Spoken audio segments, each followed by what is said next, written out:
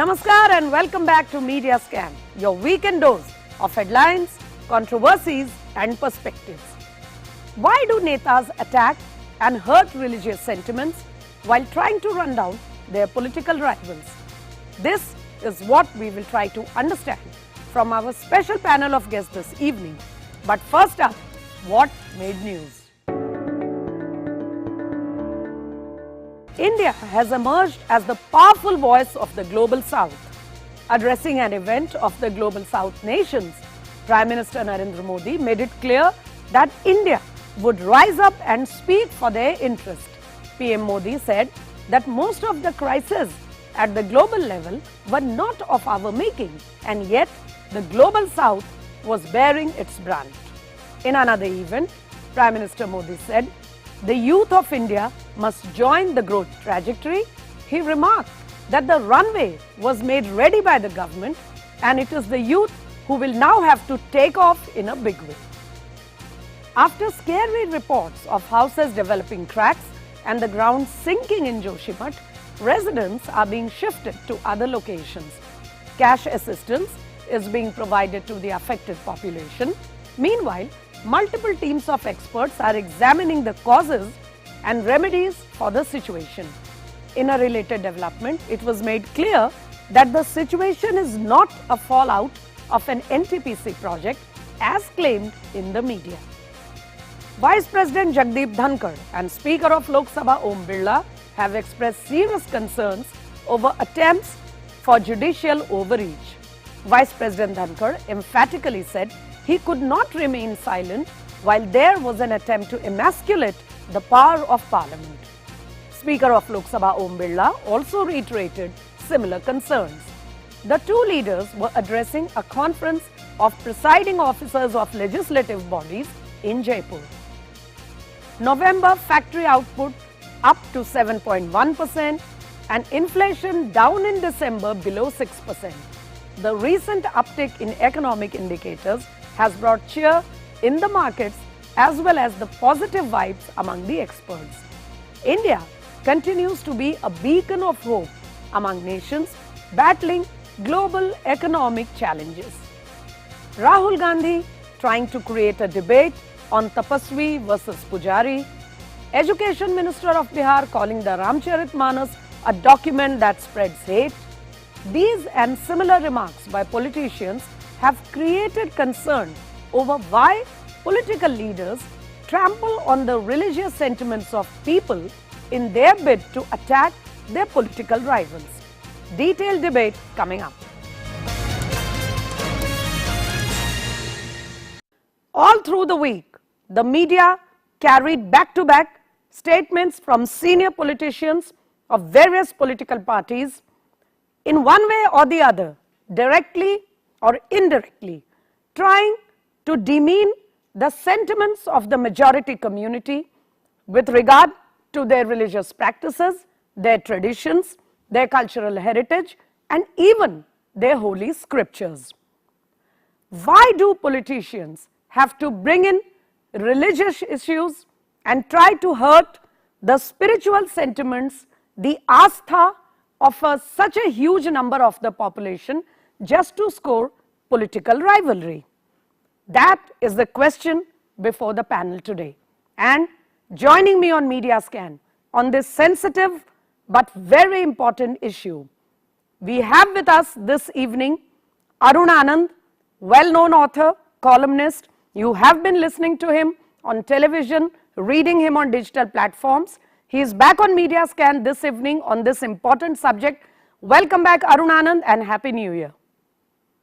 Thank you, Smita ji. Thank you for inviting, and a Happy New Year to all the viewers also. Also with me, very strong social media voice, well-known, well-read satirist, author, who is joining us for the first time here on the show, Saket Suresh. Welcome to Media Scan, Saket. So wonderful to have you here. Thank you so much for having me here, and Happy New Year to everyone. And the last but not the least, our guest, Professor Hiraman Tiwari, an expert on historical studies, also on media studies. He will be able to give us an academic perspective of this entire political debate. Welcome back to Media Scan, sir. Thank you very much, ma'am, and thank you for inviting me. And a happy New Year to my friend Saket and Arunji and to everybody, and also happy Lohri and happy Makar Sankranti. Wonderful, sir. Wishes and greetings on the festival.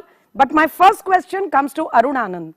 Arun Anand, it is understandable that Mr. Rahul Gandhi, the Congress leader and Lok Sabha MP, would like to attack politically the leadership of Narendra Modi, the BJP, even the RSS.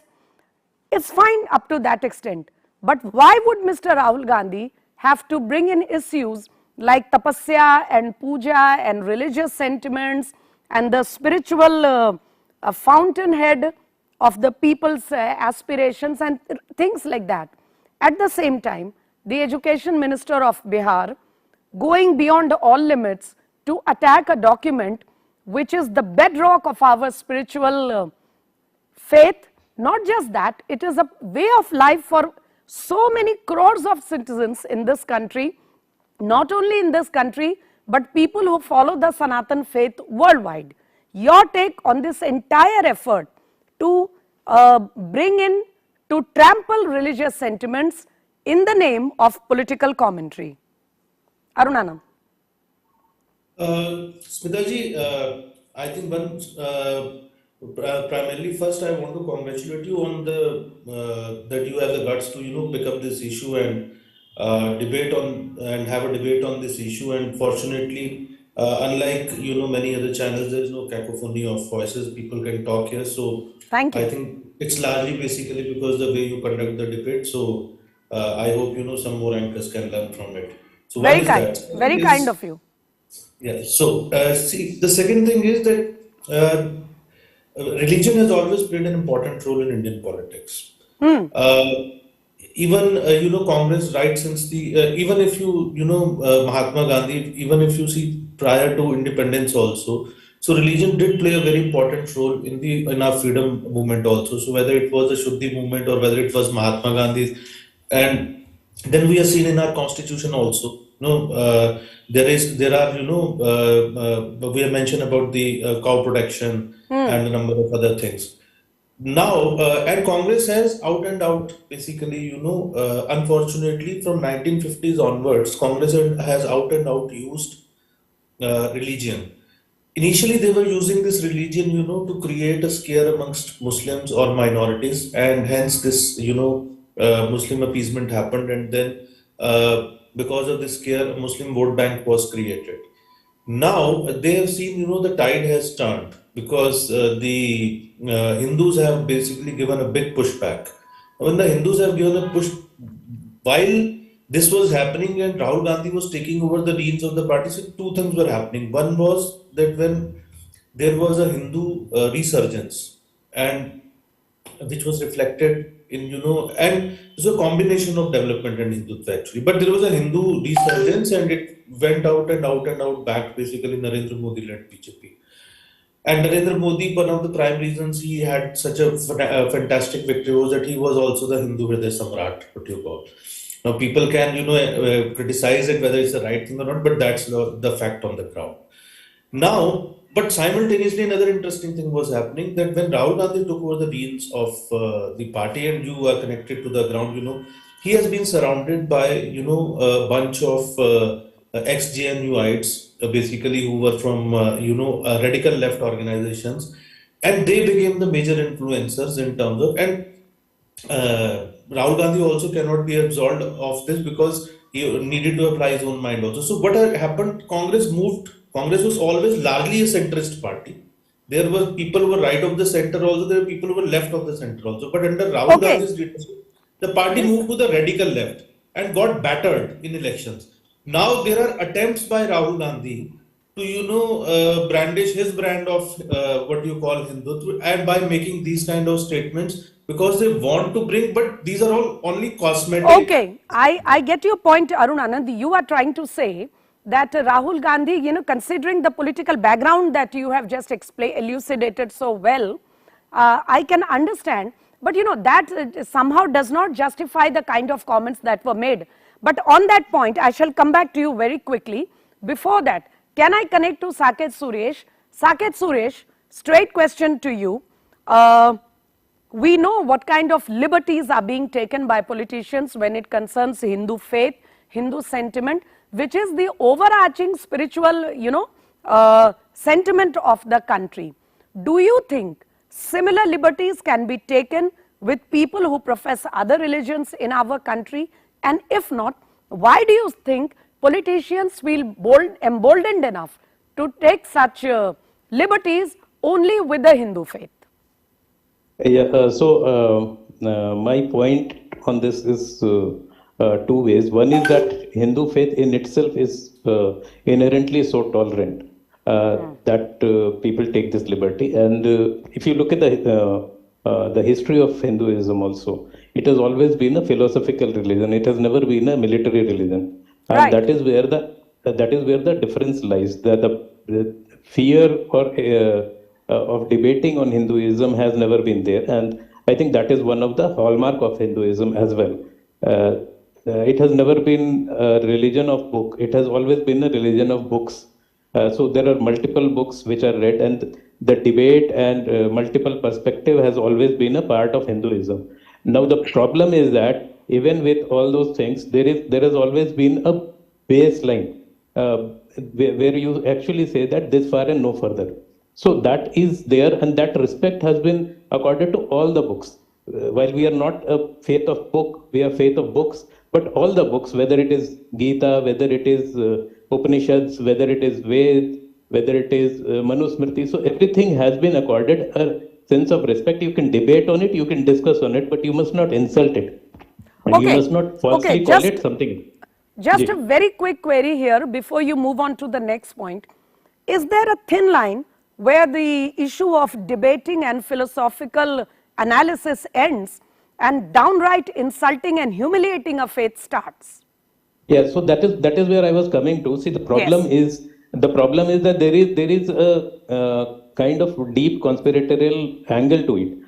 What is essentially happening is that the people who are doing this kind of debates, the thing is that their intention is two-pronged. It's not only to insult Hinduism, it is also to alienate the practicing Hindu who are on the verge of, because being Hindu is basically a doubting Hindu. That is the way a Hindu operates.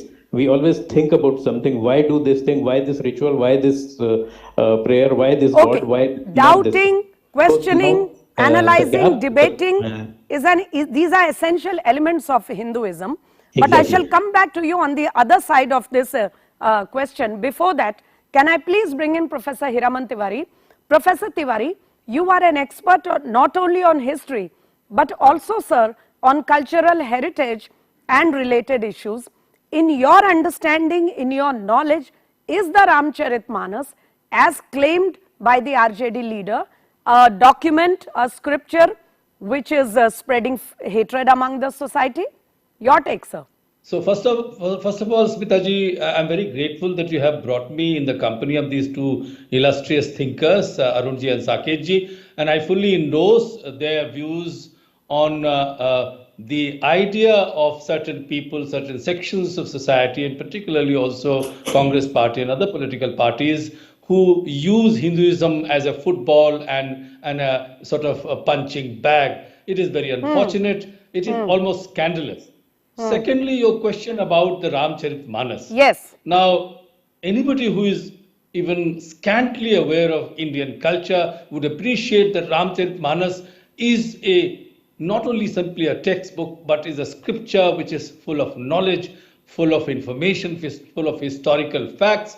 In fact, Tulsi Das, in the late 16th century, early 17th century, when he wrote it, he declares it right in the beginning of the Ramcharitmanas. Nana Purana Nigama Agama Sammatam Yat Ramayane Nigaditam Kwachitannatopi Swantaha Sukhaya Tulasi Raghunatha Gatha Bhasha Nibaddhamati Manjula Matanoti. He claims that whatever he has written is just the essence of Nana Purana Nigama Agama. All the scriptures which we so dearly keep close to us, those of us who are interested in it. So he is not saying anything which is different, but to pick up the point of Saket ji, that our tradition, our religion believes in seeking. We are all the seekers, and therefore, in the process of seeking, we debate, we bring out differences. And if you look at the commentarial traditions, which is extremely strong, of at least 3,500 years, I can tell you, and I say it with some confidence of having looked at those texts and read them, some of them very carefully. They criticize each other, we criticize each other, but there is, as you said, a thin line that we know where to criticize, where to appreciate, where to celebrate.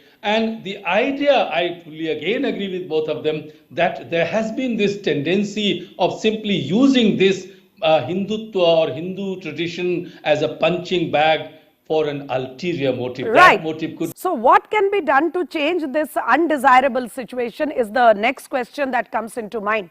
But before I come to that, can I come back to Arun Anand here? Arun Anand, number one, we have seen the killing of Kanhaiya Lal. We have seen the very brutal killing of Praveen Nettaru, half a dozen other such incidents. We know that Nupur Sharma continues to live under death threat because of she made some unsavory comments. The basic question that comes back to mind is the kind of liberties that are being taken with the Hindu faith by politicians for whatever political reasons. Do you think similar liberties are possible with people who profess other religions, number one? Also related to that, what would happen in the political arena and in the society if similar liberties were taken by Professor Chandrasekhar Yadav or other leaders who have been giving back-to-back comments in the past many weeks? Arun Anand. I think I'll give a very straight answer to your question. I don't think that apart from the Hindu faith, it is possible about any other religion. There will be a lot of ruckus which would be created.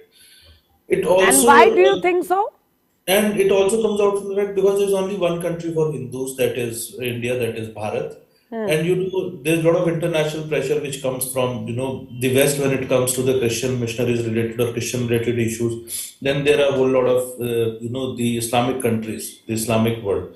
But for Hindus, it is the only country, and that's why probably Hindus are taken for granted also. That's very unfortunate. But I believe, it's also a time when a solution to this thing is that Hindus have to be very, very assertive. And mind you, I'm not saying aggressive. I'm saying that Hindus have to be very, very assertive. It's a very thin line. There is a very thin line between being assertive and being aggressive. Yes. And Hindus have the capability to be assertive. And if they become assertive, then, these kind of things would not happen probably. But I just want to make one point here. I think it also comes out from the fact that, we are not able to, in a larger context, there also needs, we should take this opportunity to kick off a debate between the difference between, the religious texts or the religion or the culture. See, Ramcharitmanas is more of a cultural text, I would say. It is less of a typical religious text.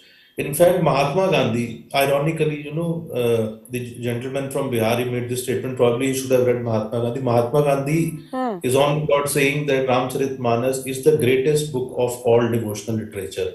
And if you look at the whole lot of scholars, they tell you that Ramcharitmanas in the medieval era when it was written and Hindus were facing the onslaught of Islamic invasion and large amount of conversion. So Ramcharitmanas became a bedrock of basically, a moral and cultural support for them, and it became a vehicle for the cultural renaissance. A whole lot of, British and Western scholars have also written about Ramcharitmanas that this is the greatest book. And if you really want to understand Hindu faith, people, the culture of the land, then you have to basically have the first book which you should be reading is Ramcharitmanas.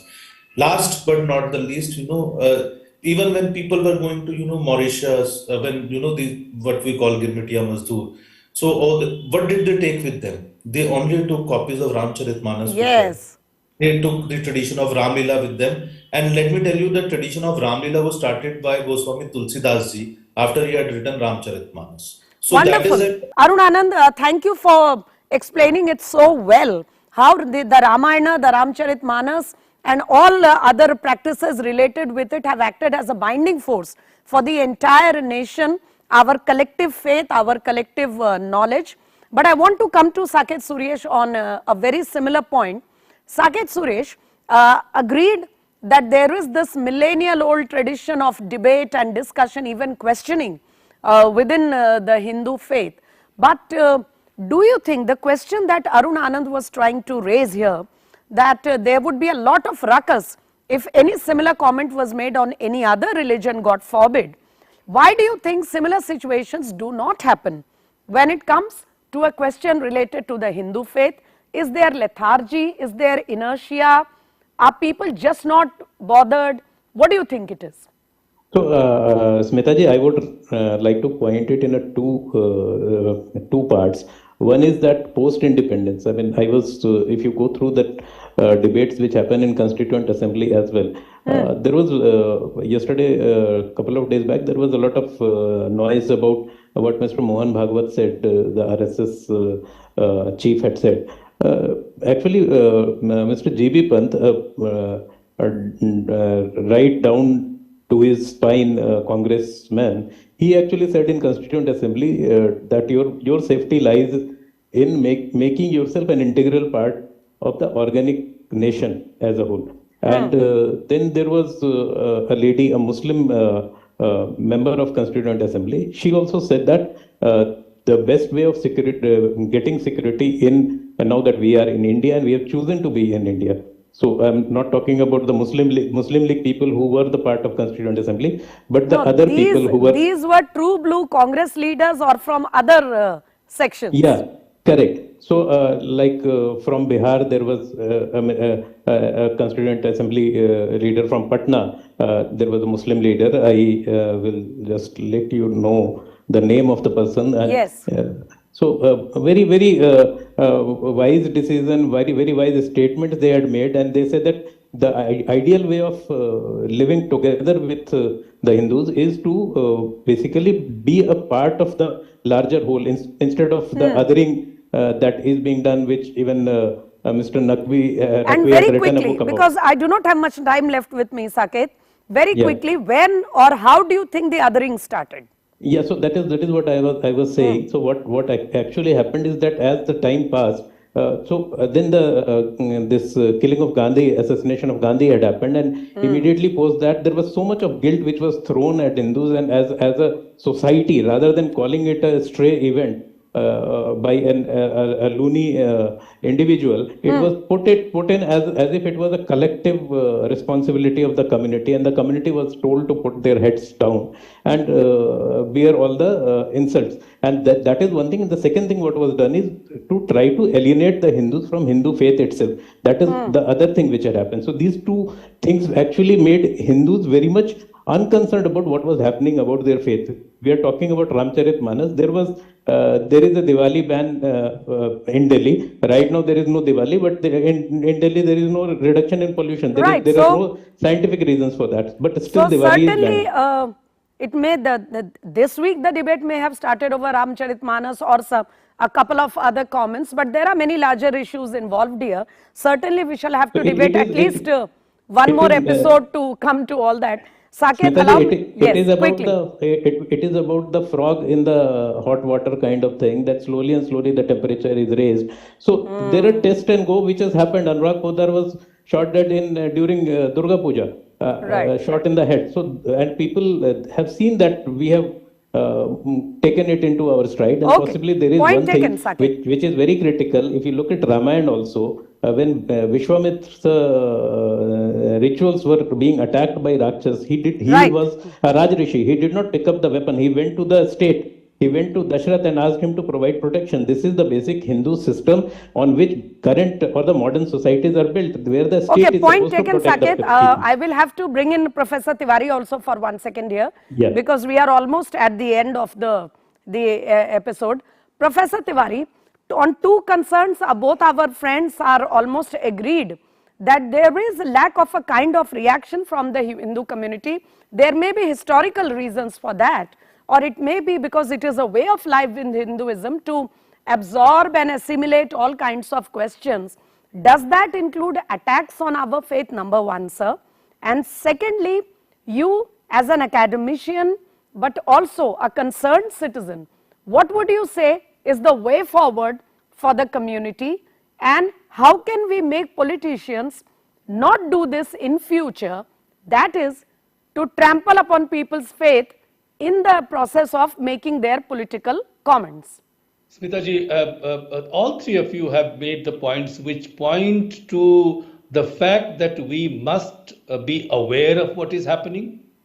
And as Arunji said, that there is a very thin line between being assertive and aggressive. Assertive, yes, aggressive is not something that Hinduism teaches. There may be some aberrations, but we must be aware of our past, our cultural heritage, our glorious history. And So I can in tell 1 you, minute, because in 30 because, seconds, yes, Professor absolutely, Tiwari, how does very one become assertive but yet not aggressive?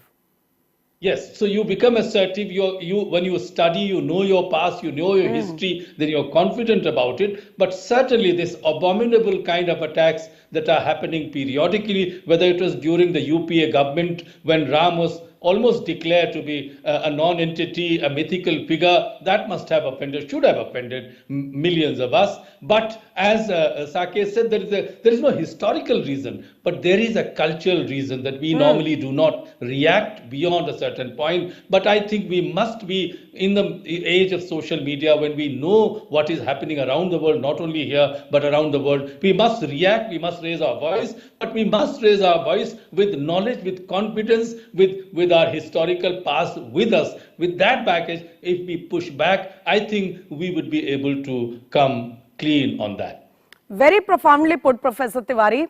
And on this note, I am afraid I shall have to put an end to this very, very enlightening and very wonderful conversation that we were having.